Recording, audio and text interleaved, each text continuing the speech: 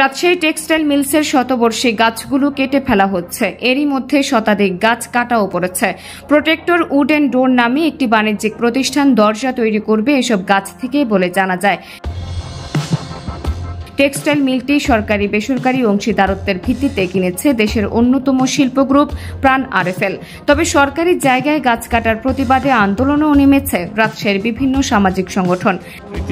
রক্ষা করার জন্য রাজশাহী হচ্ছে সবুজ নগরী, এই সবুজ নগরীকে রক্ষা করতে হলে আরো গাছ লাগানো প্রয়োজন, কিন্তু এখানে গাছ কর্তন করা হচ্ছে, যেটা আমরা কোনোভাবেই কাম্য নয়। কি বিষয়ের উপরে এই টেক্সটাইল মিল প্রাণ কোম্পানি টেন্ডার নিয়েছে এটা প্রকাশ করতে আমরা এলাকাবাসীর একটাই দাবি যে এই টেক্সটাইল মিল কি বিষয়ের উপরে টেন্ডার নিয়েছে এটা বাইরে একটা বোর্ড দিক, একটা লিস্ট দিক যে আমরা এই বিষয়ের উপরে টেন্ডার নিয়েছি। শতাধিক গাছ এবং একটি পুকুর ভরাট করা হয়েছে।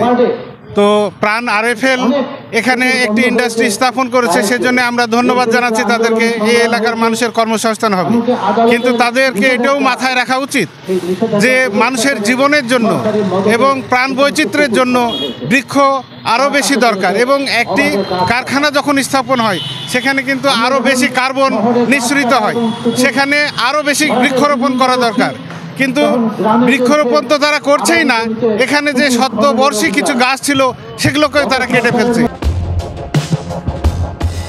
তাছাড়া জেলা প্রশাসককে স্মারকলিপি দেয় তারা। বাংলাদেশ টেক্সটাইল মিলস কর্পোরেশন জানিয়েছে প্রাণ আরএফএল গ্রুপের অঙ্গ প্রতিষ্ঠান পিপিপির আওতায় রাজশাহী টেক্সটাইল মিলস কিনে নিয়েছে। তারা নাম পাল্টে রেখেছে বরেন্দ্র রাজশাহী টেক্সটাইল মিলস। চুক্তি অনুযায়ী প্রতিষ্ঠানটি নিজেদের প্রয়োজন মতো সেখানে স্থাপনও করতে পারবে। সূত্র মতে কয়েকদিন ধরে মিলের ভেতরে মেহগনি সহ নানা প্রজাতির শতাধিক গাছ কাটা হয়েছে। বাকি গাছগুলো কাটার জন্য সাদা কালিতে ক্রস চিহ্ন দেওয়া হয়েছে। গাছগুলো কেটে প্রোটেক্টর উড অ্যান্ড ডোরের কারখানা নরসিংদী নেওয়া হবে বলে জানা যায়। তবে এলাকাবাসীর বৃক্ষ নিধনে বিস্তর অভিযোগ। ঘটনার সত্যতা নিশ্চিত হতে টেক্সটাইল মিলসে সাংবাদিক প্রবেশ করতে চাইলে পড়তে হয় বাধার মুখে।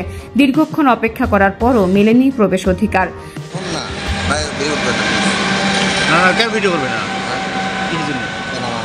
এই সাংবাদিক নোট এলাও, এটা কে বলছে আপনাদের?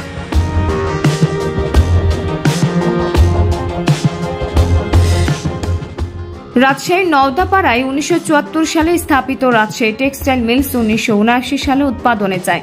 প্রতিষ্ঠাকাল থেকে 2002 সাল পর্যন্ত মিলটি চলে। এরপর 2003 সালের 30 জুন গোল্ডেন হ্যান্ডশেকের মাধ্যমে 1,500 শ্রমিককে বিদায় জানিয়ে মিলটি বন্ধ করে দেওয়া হয়। এবার 30 বছরের জন্য মিলটি নেওয়ার কথা জানিয়েছেন প্রাণ আরএফএল গ্রুপের সহকারী মহাব্যবস্থাপক।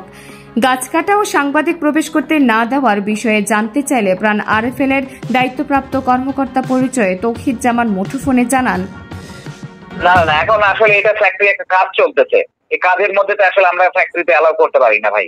বললাম তো আমরা ডিসি মহোদয়ের সাথে দেখা করছি আজকে, বুঝতে পারছেন? আজকে আমরা ডিসি মহোদয়ের সাথে দেখা করছি। ডিসি মহোদয় আমাদেরকে বলছে আপনারা যে কাজগুলো করছেন এটা সবাইকে জানান। তো আমরা ডিসি মহোদয়ের কথা শুনে আমরা এটা একটা প্ল্যান করতেছি, ওই প্ল্যান অনুযায়ী আপনাদেরকে আমরা ব্রিফ করবো ভাই।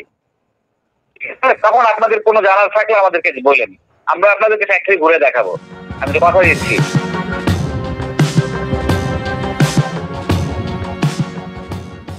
গত 28 জানুয়ারি এক রিটের চূড়ান্ত শুনানিতে হাইকোর্ট গাছ কাটার ক্ষেত্রে অনুমতি নেওয়া বাধ্যতামূলক করেছেন।